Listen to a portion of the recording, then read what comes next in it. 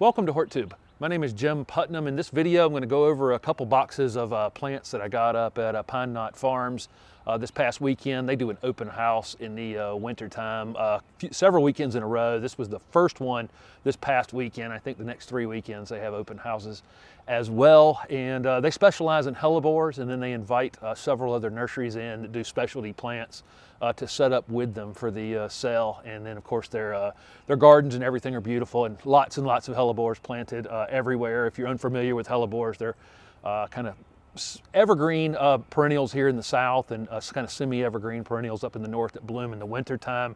Lots of different colors on them, really beautiful plants, but that's their specialty.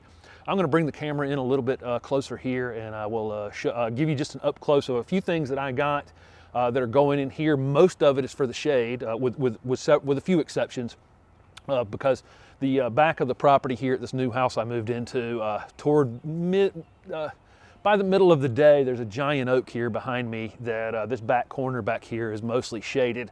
So let's go over them real quick. So like I say, Pine Knot actually specializes in hellebores, and I got this one right here. It's called Blue Diamond. It's almost a purple, almost a black flower. It's absolutely one of my favorite hellebores. Every time I see it, it's just wild. It's just a crazy color. They do they have their own seed mixes, and this one right here is the Pine Knot Select seed mix, and you'll get some variation of all of these dark and white colors. Be my luck, they're all 6 white, which would be totally fine with me. Some of them will be double, some of them will be single flowers, and then but that would be totally fine. And then the Pine Knot Southern Belle strain right here, which also, this one actually has some green flowers mixed into it as well. These were sold in 6-packs. They have them in the 4-inch pots, that's probably a 3.5-inch pot, and then quart pots right there as well. But I got these 6-packs.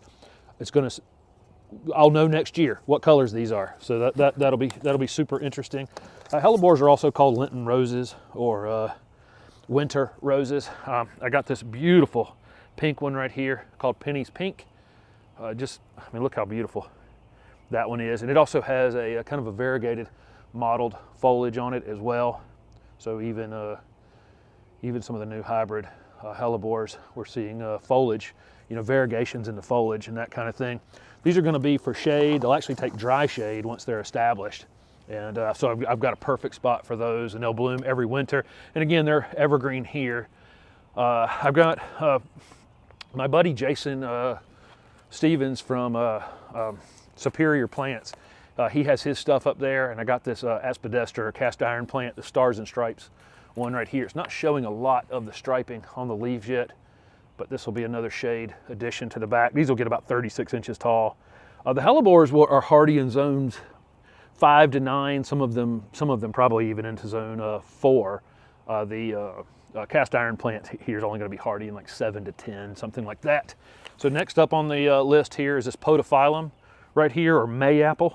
These are super interesting. They're hardy in zones 6 to 8, and they'll in April get a kind of a red star-shaped flower that eventually matures into a red,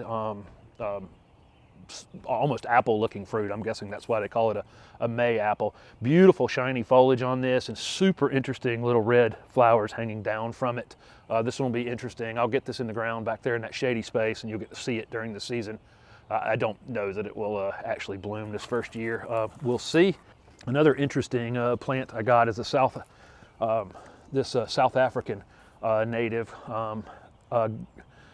Gomphostigma, okay, virgatum. This is in the Buddleia family, so butterfly bush family. It'll get 5 or 6 feet every year, same as a butterfly bush. Super drought tolerant, needs full sun, blooms white all summer. Really super easy plant. It almost has rosemary-like blue-green foliage on it. So it looks like a butterfly bush type shape and growth habit and speed of growth.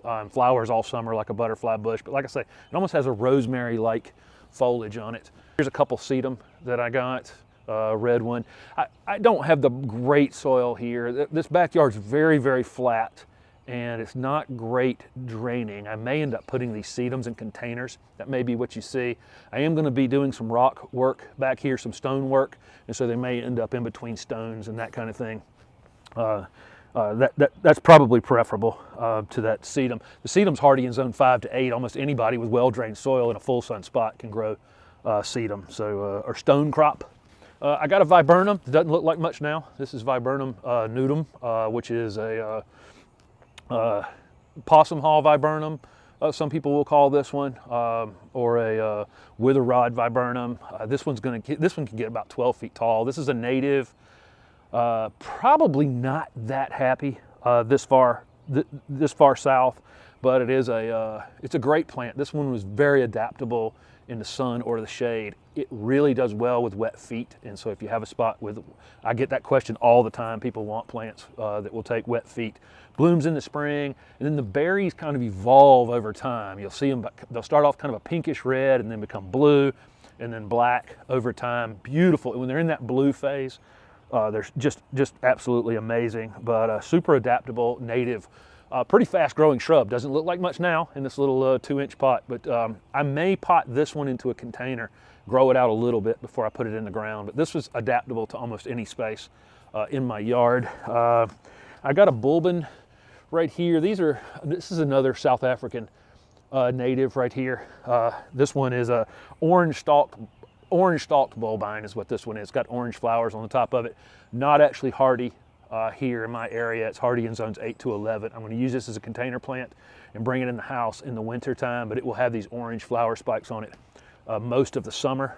But it's just a beautiful, beautiful plant. Aloe-like plant, I would call it. And then the last thing here, I got this hart's tongue fern. It's a really beautiful fern. If you've ever seen these are actually native. They're native from several places around the world. Native in Europe and a little more common, but kind of separated pockets in the United States where they're native to. It likes moist, very moist conditions in shady spaces. And you'll see this one growing out of rock walls and things like that. But it's a beautiful, beautiful fern. This is a hart's tongue fern.